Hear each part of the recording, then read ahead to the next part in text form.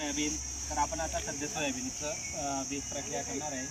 बीज प्रक्रिया करत असताना सुरुवातीला इमिडाक्लोप्रिड किंवा गावसो म्हणून असे ट्रीटमेंट करायचे लोक. ते केमिकल आलं.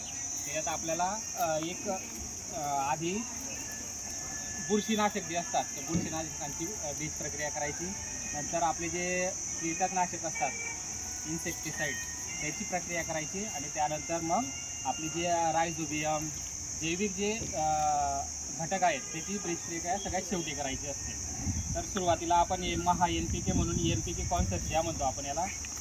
याची बीज प्रक्रियेसाठी आपण वापर करणार आहोत. तसंच एक सिस्टेमिक आणि कॉन्टॅक्ट फंजिसाईड या दोघांचं कॉम्बिनेशन असलेलं एक बुरशीनाशक वापरणार आहोत. याच्या व्यतिरिक्त तुम्हाला अजून PSB वगैरे या गोष्टी ज्या आहेत, phosphorus solubilising bacteria, potash solubilising bacteria, वेगवेगळ्या प्रकारचे बॅक्टेरियाचे कल्चरसुद्धा बीज प्रक्रियेसाठी आपण वापरू शकतो.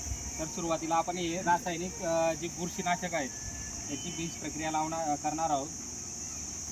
प्रक्रिया करताना सर्वात आधी आपण जे पाणी वापरणार आहोत त्या पाण्यामध्ये थोडा गूळ मिक्स करून घ्यायचं, जेणेकरून पाण्यात चिकटपणा तयार होईल.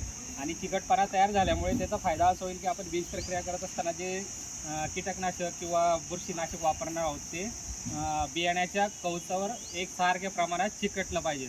चिकटल्यामुळे त्याचा फायदा चांगल्या प्रमाणात होईल. प्रत्येक बियाण्याला कीटकनाशक चिपकेल, बीज प्रक्रियासाठी जे बॅक्टेरियल कल्चर वापरलं आहे ते चिपकेल अशा पद्धतीने आपण त्याचा वापर करायचा आहे.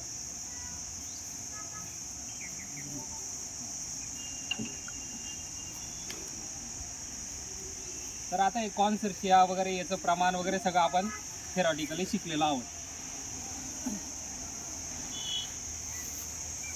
सोयाबीनचं बियाणं हे खूप नाजूक बियाणं असतं, त्यामुळे खूप अलगद हाताने त्याला चोळायचं असतं. सगळ्या दाण्यांना एकसारख्या प्रमाणात बुरशीनाशक, कीटकनाशक आणि जैविक जे काही बॅक्टेरियल कल्चर आहेत, जीवाणू खते, त्यांचा लेप एकसारख्या प्रमाणात बियाणाला लागेल याप्रमाणे बीज प्रक्रिया करायची. बीज प्रक्रिया करत असताना सगळं बीज प्रक्रिया पूर्ण झाल्यावर बियाणं हे सावलीत झाडाखाली सुकवण्यासाठी ठेवायचं आहे. आणि 3 ते 4 तासानंतर बियाणं वाळवल्यानंतर शेतात त्याची पेरणी करायची.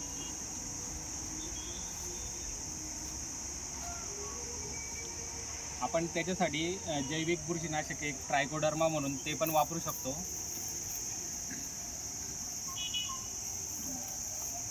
याचं प्रमाण असं आहे, आता आपण 100 किलोसाठी 100 ml NPK म्हणजे कॉन्सर्शिया वापरू शकतो. तसेच ट्रायकोडर्मा हे 1 किलो बियाण्यासाठी 2.5 ग्रॅम. तसेच रासायनिक कीटकनाशक आहेत ते 1 किलोला 2 ग्रॅम या प्रमाणात बीज प्रक्रियेसाठी आपण वापरू शकतो. बीज प्रक्रिया करताना जर आपल्याला वाटलं की तुम्ही सांगताय साहेब जैविक पण करतोय, रासायनिक पण करतोय, तर त्यासाठी एक गोष्ट लक्षात ठेवायची. सुरुवातीला घेताना रसायन म्हणजे केमिकलची बीज प्रक्रिया करून टाकायची. म्हणजे रासायनिकमध्ये इन्सेक्टिसाईड, पेस्टिसाईडची आधी करायची. नंतर साहेबांनी जे सांगितलं सिस्टेमिक फंजिसाईड त्याची करून टाकायची. आणि त्याच्यानंतर आपण जैविक बुरशीनाशकं वापरायची आहेत त्या बीज प्रक्रिया करताना. म्हणजे आणि ट्रायको आणि शेवटी तुम्ही PSB आझोरायझोची करू शकता. अटल शब्द लक्षात ठेवायचा त्याच्यासाठी. बरोबर. A फॉर ॲसिड म्हणजे केमिकल रासायनिक करायची, T फॉर ट्रायकोडर्माची करायची आणि L फॉर लिक्विड कॉन्सर्शिया नंतर या एची करायची. म्हणजे अशा पद्धतीने आपल्याला एक एक थर अशा निंबाच्या झाडाखाली वाढवायचं आहे आणि त्याच्या अर्ध्या तासानंतर पेरणीला आपण ते घेऊ शकतो. याच्यासोबत FIR पण लक्षात ठेवा. FIR लवकर लक्षात राहिला जातो. फंजिसाईड, इन्सेक्टिसाईड आणि रायझोबियम सांगितलं साहेबांनी ते जे केमिकलचं, त्याच्यानंतर इन्सेक्टिसाईड आणि कल्चर जे आहे ते शेवटी FIR.